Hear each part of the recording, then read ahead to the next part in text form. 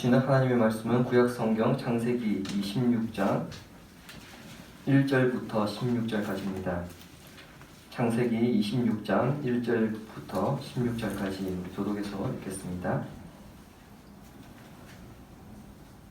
아브라함 때에 첫 흉년이 들었더니 그 땅에 또 흉년이 들매 이삭이 그랄로 가서 블레셋 왕 아비멜렉에게 이르렀더니 여호와께서 이삭에게 나타나 이르시되 애굽으로 내려가지 말고 내가 네게 지시하는 땅에 거주하라. 이 땅에 거류하면 내가 너와 함께 있어 내게 복을 주고 내가 이 모든 땅을 너와 내 자손에게 주리라. 내가 내 아버지 아브라함에게 맹세한 것을 이루어 내 자손을 하늘의 별과 같이 번성하게 하며 이 모든 땅을 내 자손에게 주리니 내 자손으로 말미암아 천하 만민이 복을 얻으리라. 이는 아브라함이 내 말을 순종하고 내 명령과 내 계명과 내 율례와 내 법도를 지켰음이라 하시니라. 이삭이 그랄에 거주하였더니 그곳 사람들이 그의 아내에 대하여 물으매 그가 말하기를 그는 내 누이라 하였으니 리브가는 복이 아리따움으로 그곳 백성이 리브가로 말미암아 자기를 죽일까 하여 그는 내 아내라 하기를 두려워함이었더라. 이삭이 거기 오래 거주하였더니 이삭이 그 아내 리브가를 꾀한 것을 블레셋 왕 아비멜렉이 참으니라. 이 아비멜렉이 이삭을 불러 이르되 그가 분명히 내 아내거늘 어찌 내 누이라 하였느냐. 이삭이 그에게 대답하되 내 생각에 그로 말미암아 내가 죽게 될까 두려워하였음이로라. 아비멜렉이 이르되 네가 어찌 우리에게 이렇게 하였느냐. 백성 중에 하나가 내 아내와 동침할 뻔하였다. 내가 죄를 그에게 있었으니까.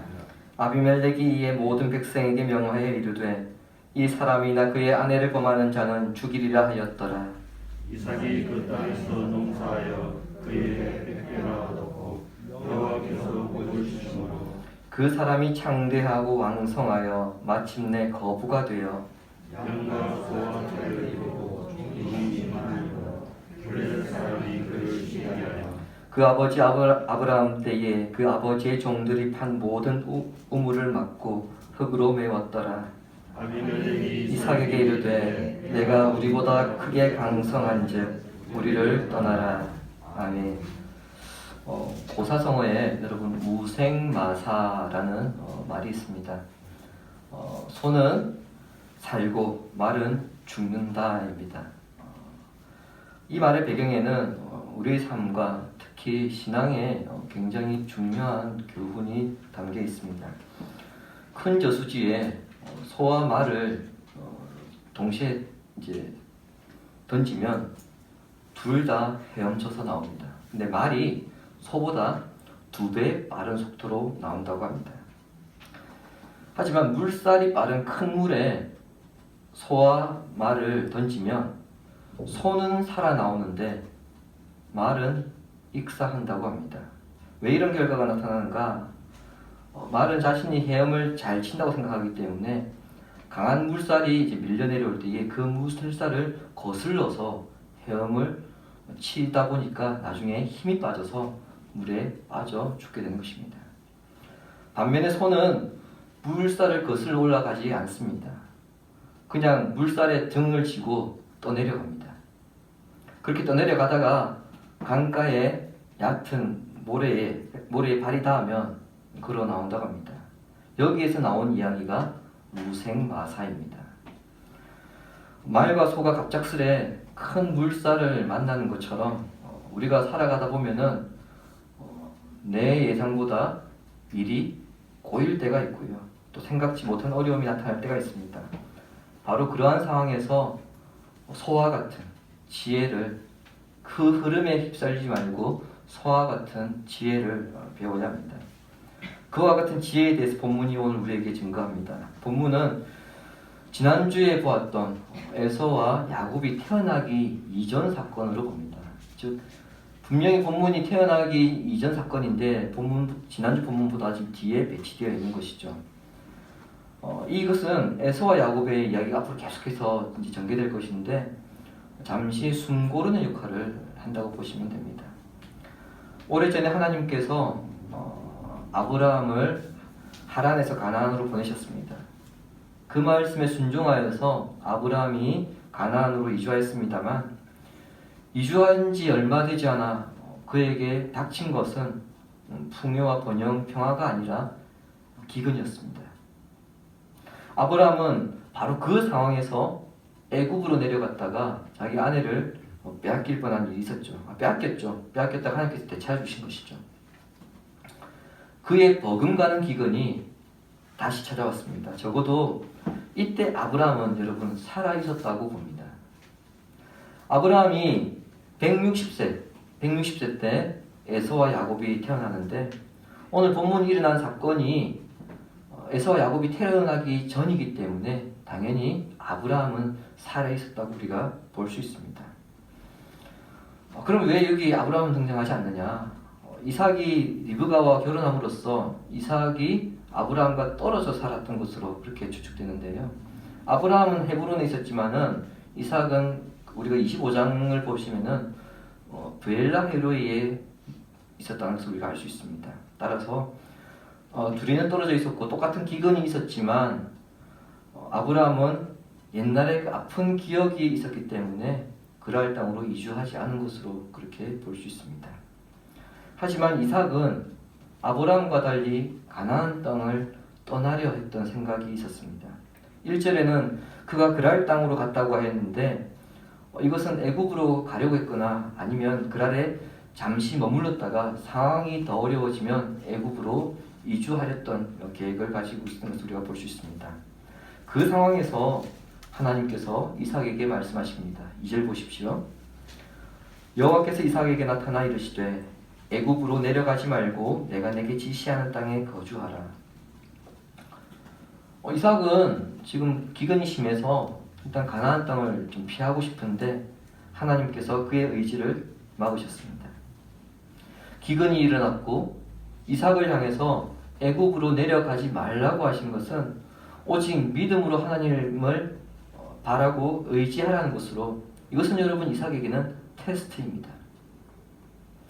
약속의 땅 가나안에 머물며 하나님께서 돌보시는 그 손길을 의지할 것인가 아니면 애굽으로 내려가서 애굽 사람에게 양식을 얻어먹고 생명을 부지할 것인가 그러한 상황에서 이삭은 선택해야 했습니다.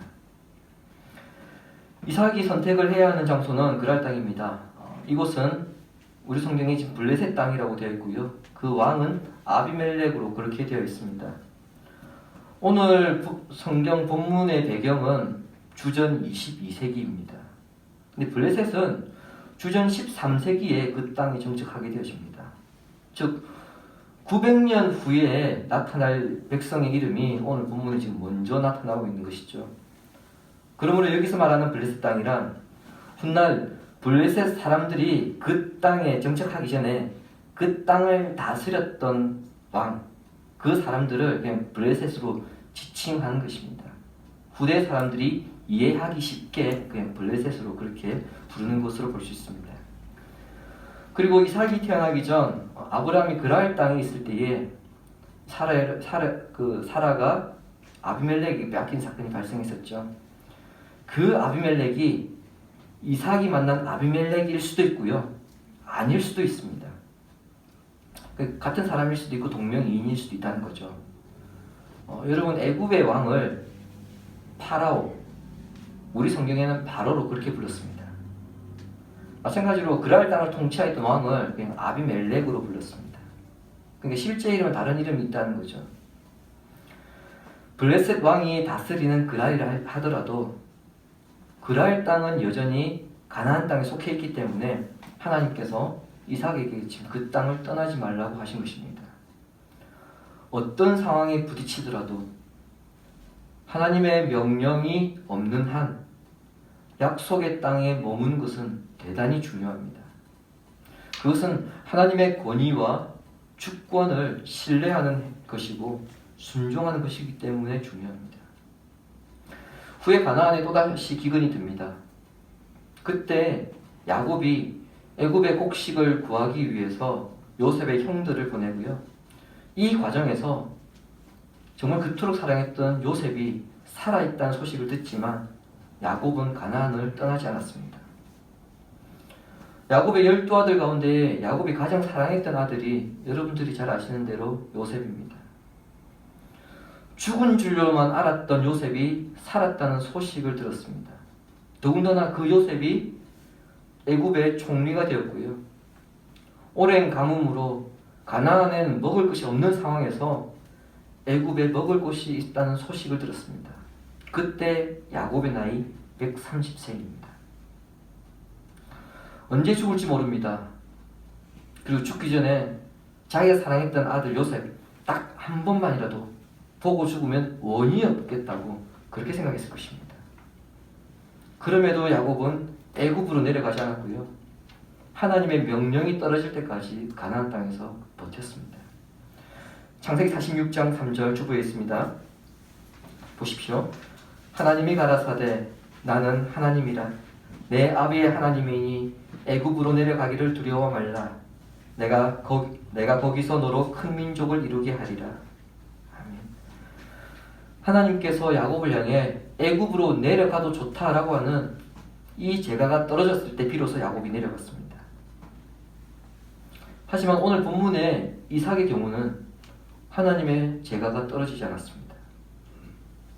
3절부터 5절까지를 보시면은 가나안에서 이 위기를 이겨낼 것을 요구하신 것입니다. 가나안에서 버티면 아브라함에게 주셨던 그 복을 내가 너에게 줄 것이다. 그 약속을 하셨습니다. 여러분 이것에 대해서 하나님이 굶는 거 아니라고 지금 너무 말씀 쉽게 하시는 거 아니냐. 제가 당장 죽게 생겼습니다. 그런데 어떻게 여기서 지금 버티라고 말씀하십니까? 이런 불평과 의문이 드는 것이 당연합니다. 우리가 이삭과 같은 상황에 맞닥뜨릴 때에 소위 환장하는 게 바로 여러분 이것입니다. 당장 급합니다. 당장 여기서 해결해야 될 문제가 있습니다. 그래서 기도를 합니다. 그런데 하나님께서 이 위기를 어떻게 넘겨야 될지 그것에 대해서 말씀하지 않으시고 이 위기를 버티면 이겨내면 너에게 복이 있을 것이다. 그래서 여러분 이삭과 같은 상황을 만날 때에 성도들이 신앙과 세상의 가치관에서 흔들릴 수밖에 없는 겁니다. 왜냐하면 우리에게는 당장 눈앞에 있는 위기가 있거든요. 무슨 의미냐면 성도에게 고난이나 어려운 상황이 생길 때 그 상황에서 믿음으로 이 위기를 잘 이겨내면 자신의 믿음이 성장하는 것은 물론이고요. 하나님께서 복으로 갚아주실 것을 우리는 잘 알고 있습니다. 성경에 그렇게 약속하고 있기 때문에 우리는 알고 있습니다. 문제는 그 사실을 알고 있음에도 우리는 현실적인 방법을 찾는다는 것입니다. 당장 이 위기를 극복해야 하기 때문에 그것이 눈앞에 더 크게 보여서 그 대안을 찾으려 한다는 것입니다. 하나님께서 이것을 모르는 것 아닙니다. 그럼에도 구체적으로 어떻게 이 위기를 이겨야 될지에 대해서는 말씀하지 않으십니다. 이삭에게도 마찬가지입니다. 하나님은 이삭에게 애굽으로 내려가지 말고 네가 있는 그 땅, 그랄 땅에서 이 기근을 이겨내라고 말씀하셨습니다. 그렇다면 이삭에게는 이제 이 기근을 어떻게 극복해야 하는가 이런 문제가 남아있죠. 그 문제의 답은 하나님께서 주셔야 될 것 같은데 이삭이 찾아야 합니다. 여러분 우리도 그렇지 않습니까? 우리가 위기를 만났을 때에 그 위기를 극복하기 위해 믿음을 붙잡는다고 하지만 당장 무엇을 해야 할지 몰라서 우리가 헤맬 때가 있습니다. 그 답을 누구 찾아야 됩니까? 우리가 찾아야 됩니다. 하지만 하나님은 그 문제에 대해서도 그 답을 어떻게 찾아야 될 것인가 그 문제에 대해서도 고민할 필요가 없음을 이삭에게도 그리고 우리에게도 말씀하셨습니다. 3절 다시 보십시오. 이 땅이 거류하면 내가 너와 함께 있어 내게 복을 주고 내가 너와 함께 있어 이것은 내가 너와 함께 할 것이다 입니다. 영어 성경도 여러분 그렇게 번역되어 있습니다. 원문에도 내가 너와 함께 할 것이다. 내가 너와 함께 할 것이다. 여러분, 이 말씀이 구약에 20회 이상 기록되어 있는데요. 본문에서 처음으로 등장합니다. 하나님께서 아브라함에게도 이 약속을 주시지 않으셨습니다. 내가 너와 함께 할 것이다. 이 약속을 아브라함에게도 주시지 않으셨습니다. 하나님께서 아브라함과 언약을 맺으실 때에 내가 너와 너의 후손의 하나님이 될 것이다. 그렇게 말씀하셨습니다만 결코 내가 너와 함께 할 것이다. 이 말씀은 하지 않으셨습니다. 그러니까 내가 너와 함께 할 것이다. 이 말씀은 내가 너와 내 후손의 하나님이 될 것이다. 이것을 뛰어넘는 약속입니다. 이 말씀의 의미를 이해한다면 이 기근을 어떻게 이겨낼 것인가 그 해답을 찾을 수 있습니다. 이 의미를 가장 잘 표현한 것이 로마서 8장 31절입니다. 우리 로마서 8장 31절 함께 읽겠습니다. 그런즉 이 일에 대하여 우리가 무슨 말을 하리요? 만일 하나님이 우리를 위하시면 누가 우리를 대적하리요? 아멘. 사도 바울이 말씀합니다. 하나님께서 우리를 위하시면, 하나님께서 우리를 위하시면, 좀 더 여러분 직설적으로 번역해 볼까요? 하나님이 우리에게 있으면입니다. 직설적으로 번역하면. 좀 더 부드럽게 번역하면은 하나님이 우리 편이면, 하나님이 우리 편에 계신다면 그 의미입니다. 그 누구도 대적할 수 없고 그 무엇도 문제되지 않는다. 좀 그 말씀입니다. 우리는 고민합니다. 당장 내 삶의 이 문제를 어떻게 이겨내야 하는가, 어떻게 해결해야 하는가, 이 고난을 어떻게 극복해야 하는가 고민합니다. 하지만 성경은 말씀합니다. 하나님께서 우리와 함께 하신다면, 하나님이 우리의 편이면 문제되지 않는다고 강력하게 증언합니다.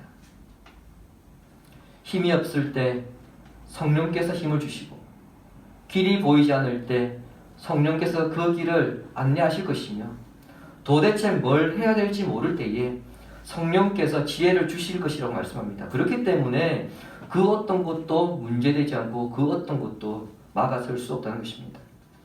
그러므로 위기 가운데에 신앙을 벗어날 수 없고 어찌해야 할 바를 알지 못할 때에 가장 먼저 성도가 기억하고 확신을 가져야 할 것은 하나님이 나와 함께 하신다는 사실입니다. 이런 점을 비춰볼 때에 신앙은 때로 이성을 초월한다는 것을 우리가 알 수 있습니다. 우리가 잘 아는 수학자, 프랑스의 수학자 바스칼이라는 사람이 있죠. 근데 바스칼은 여러분 사실 신학자로 더 유명합니다. 파스칼이 이런 말을 했습니다. 신앙은 이성을 십자가에 못 박는 것이다. 독일의 유명한 신학자 폴 틸리는 믿음은 이성을 초월하는 것이라고 말하였습니다. 물론 여러분, 이 말을 들을 때 우리가 주의해야 될 점도 있습니다. 자신의 무지함으로 대책 없이 행동해놓고 이것을 믿음이다, 그렇게 말해서는 안 된다는 것입니다. 이것은 책임을 하나님께 전가시키는 것입니다. 자신의 무지함으로 발생된 그 책임을 하나님께 떠넘긴다는 겁니다. 우리의 현실 가운데 이성을 뛰어넘어야 할 때가 있습니다. 그때는 반드시 그 일이 하나님이 원하시는 일이라는 사실을 확인하고 확신해야 합니다. 그 과정이 없이 모든 것을 우리가 믿음으로 해결해야 된다, 신앙은 이성을 뛰어넘어야 한다, 그렇게 말해서는 안 된다는 겁니다. 그러한 과정 없이 모든 것을 믿음이라는 이유로 합리화시킨다면 여러분, 그것은 맹목적이고요, 변질된 신앙입니다. 몇 년 전에 여러분 잘 아실 것입니다. 한 사람이 대웅전에 불을 질렀습니다. 그것을 여러분 자신 신앙이라고 이야기했고 믿음이라고 이야기했습니다. 여러분, 그것은 변질된 신앙입니다. 정말 하나님께서 그것을 원하시는가? 그렇지 않습니다. 우리가 어떤 행동을 할 때에 이 행동이 신앙적인 차원에서 행동을 하는 것이라고 우리가 생각된다면 반드시 이것이 하나님께서 원하시는 일인가? 이게 검증이 되어야 됩니다. 그건 자기만 검증이 되는 것이 아니고요. 기도하는 가운데에 또 성도들이 교회가 그것에 대해서 인정할 때에 그것이 참된 검증될 수 있는 것입니다. 이삭이 하나님의 약속을 확인한 후에 그는 그랄에 거주하였습니다. 하지만 그에게는 한 가지 걱정이 있었죠. 이삭의 아내 리브가가 너무 아름다웠기 때문에 그곳 사람들이 자신을 죽일까 하는 우려가 있었던 것입니다. 그래서 아버지 아브라함이 과거에 했던 실수를 이삭이 반복하게 됩니다. 그 차이점이 있습니다. 아브라함과 사라가 부부라고 하는 사실이 아브라함은 하나님에 의해서 들키게 됩니다. 하나님께서 고발하시죠. 바로와 아비멜렉에게. 근데 이삭은 자신들의 행위로 인해서 들키게 됩니다. 아직 에서와 야곱이 태어나지 않았기 때문에 겉으로 봤을 때는 부부가 아니구나 충분히 생각할 수 있습니다. 하지만 8절에 보시는 것처럼 어느 날 이삭이 리브가를 껴안은 것을 아비멜렉이 보게 된 것입니다. 자, 여기서 우리 성경에 껴안다 이렇게 번역된 히브리어 단어는요, 부부 사이에만 할 수 있는 친밀한 행동을 가리킵니다. 그러니까 이 행동이 부부의 다른 사람에게는 할 수 없다는 겁니다. 즉 아비멜렉이 그 행동을 보고서 저 사람들은 부부였구나 이것을 깨닫게 된다는 거예요. 이 행동을 통해서 부부가 드러났고요. 이로 인해 아브라함이 바로와 아비멜렉에게 책망받았던 것처럼 이삭이 아비멜렉에게 책망받게 됩니다. 그러나 여기에서 우리는 아비멜렉이 이삭보다 오히려 더 의롭다는 사실을 발견하게 됩니다.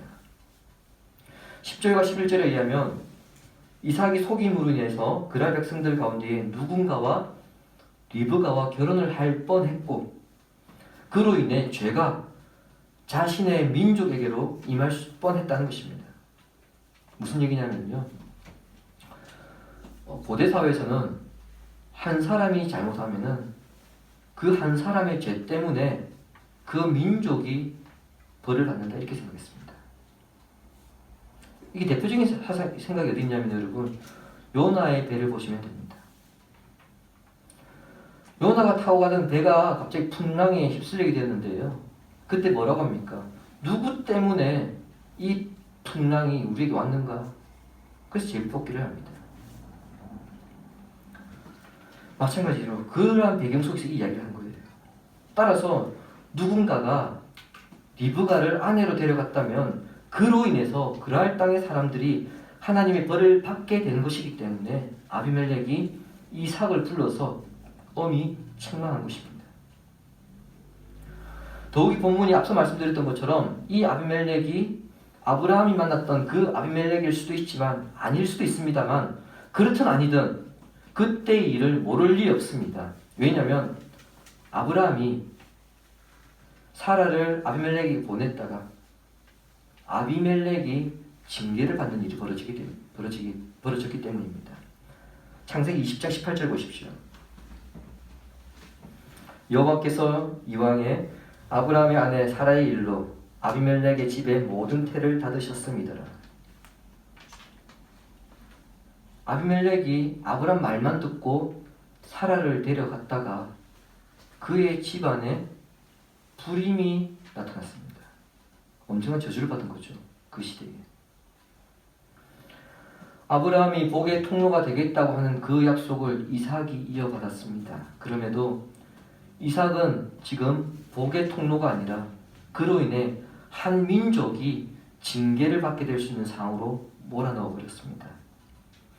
오히려 아비멜렉이 백성들을 향해서 리브가를 건드리지 말라고 보호 조치함으로써 이삭의 가정과 그리고 그랄 땅에 사는 백성들을 보호하는 그런 역할을 지금 하고 있는 것입니다. 적어도 본문에서 나타난 모습으로 볼 때는 아비멜렉이 이삭보다 훨씬 더 의로움을 보여주는 것이 사실입니다. 이삭은 그랄 땅에 머물면서 리브가에 대한 걱정이 컸겠지만 하나님은 이방인들까지 사용하셔서 그의 걱정을 덜어주셨음을 우리가 보게 됩니다.